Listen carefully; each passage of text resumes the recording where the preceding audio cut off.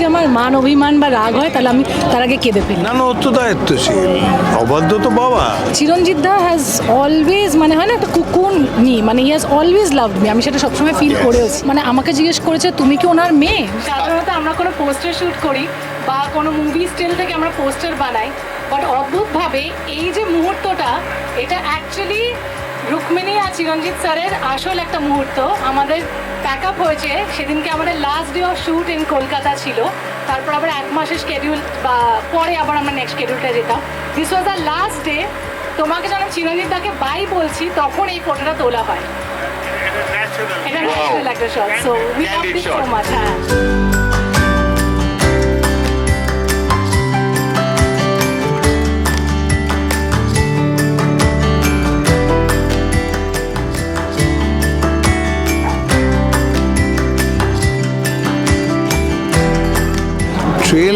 এই ট্রেলারটা কিন্তু খুব ভালো হয়েছে, এটা বলছি।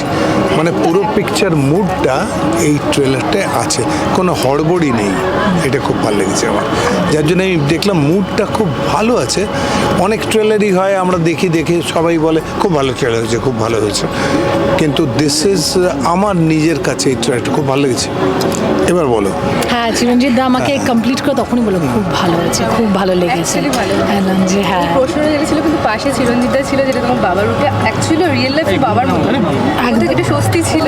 একদমই তাই। মানে চিরঞ্জিত দা যেভাবে আমাকে ভালোবেসেছে এই ছবিটা, আর শুধু আমার মানে হাঁটি পাপা বললে খুব ছোট করা হবে। একবার রেগে গেছিল খালি ও আমার উপরে, আমি গল্পটা একটু বেশি বলেছি।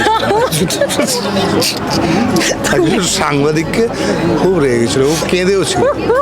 না বলে না, এটা শেয়ার করার মতো না। এবার সবাই ইন্টারনেটে বসে আর্টিকেলটা খুঁজছে, ছেড়ে দাও। না সেটা আমাদের এমনি কাজের মাধ্যমে হতে থাকে। কিন্তু আমি মনে করি প্রচুর বই লোকে পড়ে, বেস্ট সেলার্স, সেগুলো থেকে আমেরিকান ফিল্মস হয়, এখানেও আমাদের ছবি হয়।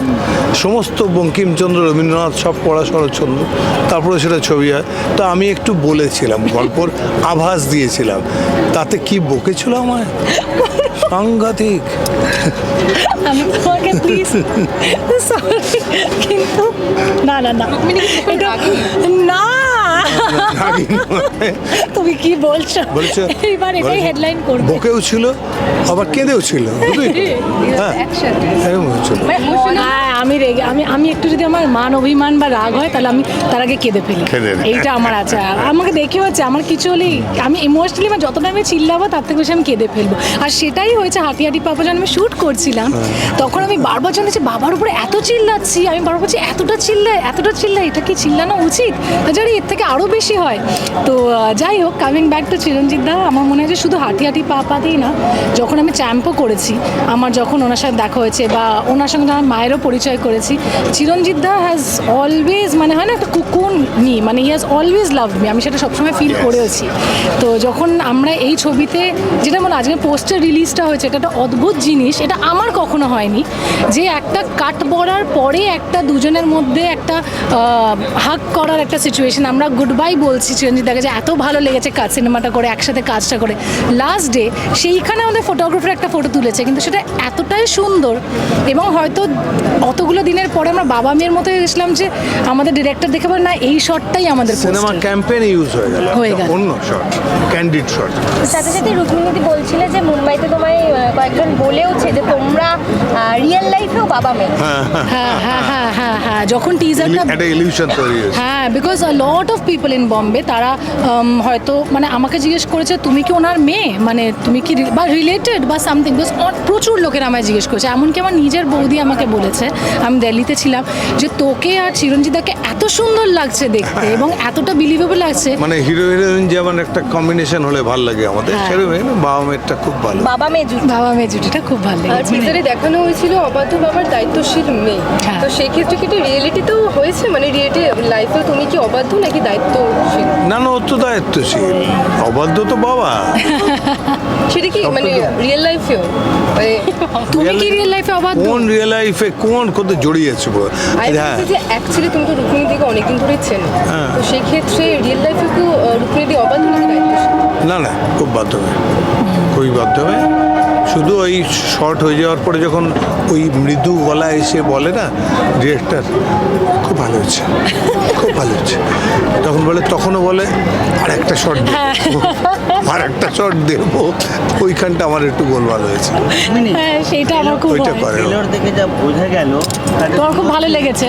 বছরের শেষ সময়টাতে হিটটা তুমি দিয়ে দিলে। আরে বাপরে, না না, আমরা হয়ে যাক, তাই হয়ে যাক। হয়ে যাক, টাচুট টাচুট টাচুট টাচুট, কোথায় black, ওর? touch black। হ্যাঁ, টাচ ব্ল্যাক, ঠিক আছে, যদি এটা হয়, যদি মাথাটা আমার ধরে টাচুট পড়ার ঠিক না। যদি এটা Rooted head। বছরের শেষে যদি হিটটা হয়ে যায় হ্যাঁ। তাহলে কি সেই কাঙ্ক্ষিত যেটার জন্য সবাই ওয়েট করে আছে সেটা কি হবে পরের বছর? কোনটা? ও মানে হাঁটি হাঁটি পাপা পার্ট 2, হাঁটি হাঁটি মামা। এখনো সবাই রিলিজই wait করতে করে পারলো না, 2 এর রিকোয়েস্ট টু এর রিকোয়েস্ট চলে এসছে না? হ্যাঁ, নয়। এইটার অবাক, নয়। এইটা ক্রমশ, এটা পরের বছর, আসছে বছর আবার দেখা যাবে। Thank you. Thank you.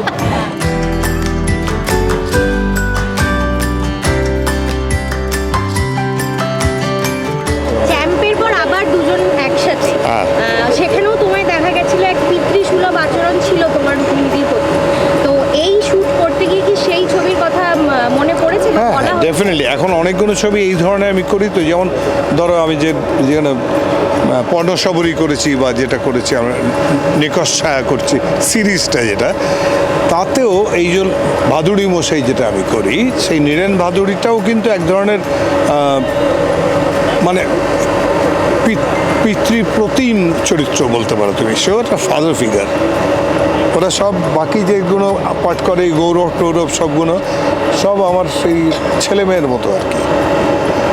তো সেইটা আমার রোলগুলোতে সেগুলো এখন আসছে, আমার এজ অনুযায়ী সেগুলো আমি পাচ্ছি, সবই পাচ্ছি।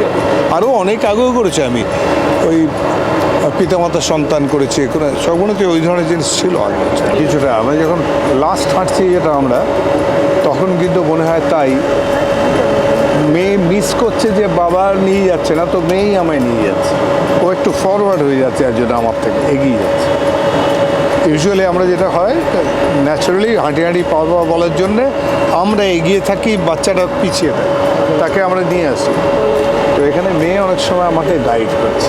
পিকুতে এই ধরনের একটা নেচার দেখানো আছে, কিন্তু সেটা ন্যাচারালি আছে, এটা কিন্তু তা না, এটা একটা আর্টিফিশিয়াল ব্যাপার আছে, এটা মজা আছে, ড্রামা আছে।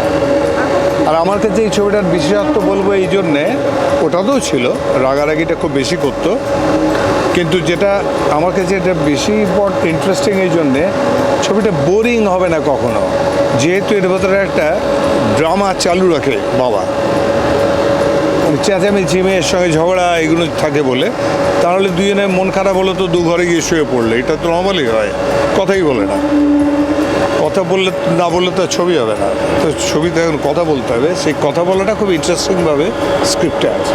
আচ্ছা, রুক্মিণীদিকে দেখা যাচ্ছিল ট্রেলারের সময় যে ইমোশনাল হয়ে গেছিল, তো সেই ক্ষেত্রে তুমিও কি কোথাও ইমোশনাল হয়ে গেছিলে, বা নিজের বাবার জীবনটা মনে পড়ছিল, মানে যেখানে তুমি তোমার মেয়েও আছে? না, আমার মেয়েকেই মনে পড়েছে, যতবারই ওর সঙ্গে কাজ করছি, যখনই কাজ করি ওকে দেখলেও আমি আমার মেয়েকে মিস করি, যেটা সেটা ও ফিল আপ করে।